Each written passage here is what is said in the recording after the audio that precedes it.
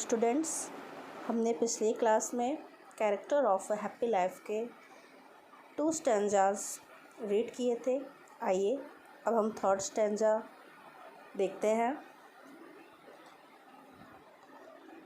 कहते हैं who hath his life from rumours freed. Rumour का मतलब है अफवाह, फ्रीड का मतलब है मुक्त। कहते हैं हु हैथ हिज लाइफ, जिसका जीवन फ्रॉम र्यूमर्स फ्री, अफवाहों से मुक्त होता है। जो एक प्रसन्न चित्त व्यक्ति है, खुशहाल व्यक्ति है, उसका जो जीवन है वो अफवाहों से बिल्कुल मुक्त होता है। वह किसी भी अफवाह पर विश्वास नहीं करता। हुज कंसाइंस, कहते हैं जिसकी अंतरात्मा, कंसाइंस का मतलब है अंतरात्मा, is his strong retreat, strong दृढ़, रिट्रीट का मतलब सरल स्थल। कहते हैं whose conscience is his strong retreat, कहते हैं उसकी अंतरात्मा ही उसका दृढ़ सरल स्थल है, अर्थात वह अपनी अंतरात्मा की सुनता है और उसी के अनुसार कार्य करता है। Whose state can neither flatters feed, flatters चापलूसी, फीड का मतलब प्रभावित होना या संतुष्ट होना। स्टेट स्थिति, मनोस्थिति।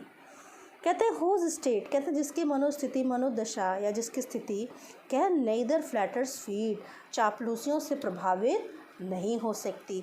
जो एक खुशहाल व्यक्ति है, एक प्रसन्न व्यक्ति है, वो कभी भी चापलूसियों से प्रभावित नहीं होता।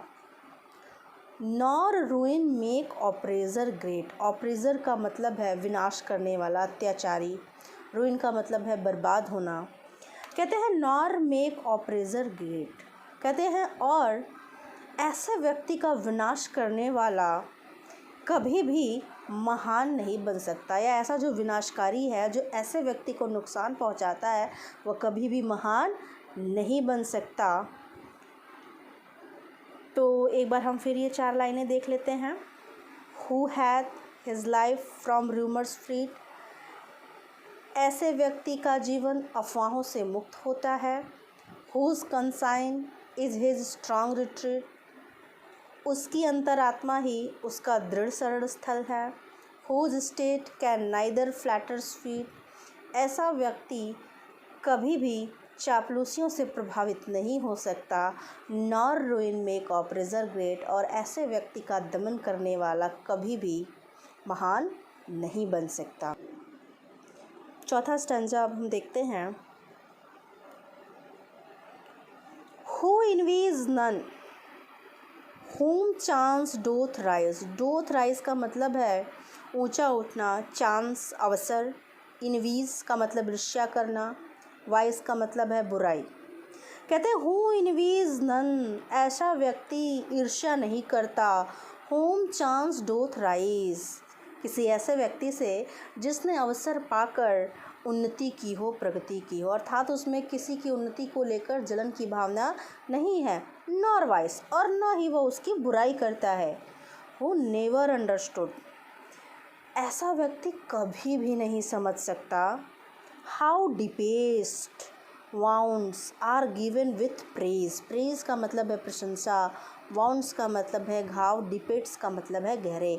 हाउ डिपेट्स, कितने गहरे होते हैं, वाउंड्स घाव, आर गिवन विथ प्रेज, जो प्रशंसा के द्वारा दिए जाते हैं। तो फिर से देखते हैं। हु नेवर अंडरस्टूड, एक सच्चा और प्रसन्न चित्त व्यक्ति कभी नहीं समझ सकता कि how depths wounds are given with praise, कि झूठी प्रशंसा के द्वारा दिए गए घाव कितने गहरे होते हैं, क्योंकि वह कभी भी झूठी प्रशंसाओं पर विश्वास नहीं करता, वह अपने कर्म पे विश्वास करता है। नॉर रूल्स ऑफ स्टेट, वह राज्य के नियमों का पालन नहीं करता, या वो राज्य के नियमों की चिंता नहीं करता, बट रूल्स ऑफ गुड, बल्कि अच्छाई के नियमों का पालन करता है। तो फिर से हम ये 4 लाइनें देखते हैं। हु इनवीज नन, वह ऐसा व्यक्ति कभी भी ईर्ष्या नहीं करता। हुम चांस डोथ राइज, जिसने स्वयं ही अवसर पाकर उन्नति की हो। नॉर वाइस, और न ही वह बुराई करता है। हु नेवर अंडरस्टूड, ऐसा व्यक्ति कभी भी नहीं समझ सकता। How depths wounds are given with praise, कि प्रशंसा के द्वारा दिए गए घाव कितने गहरे हैं।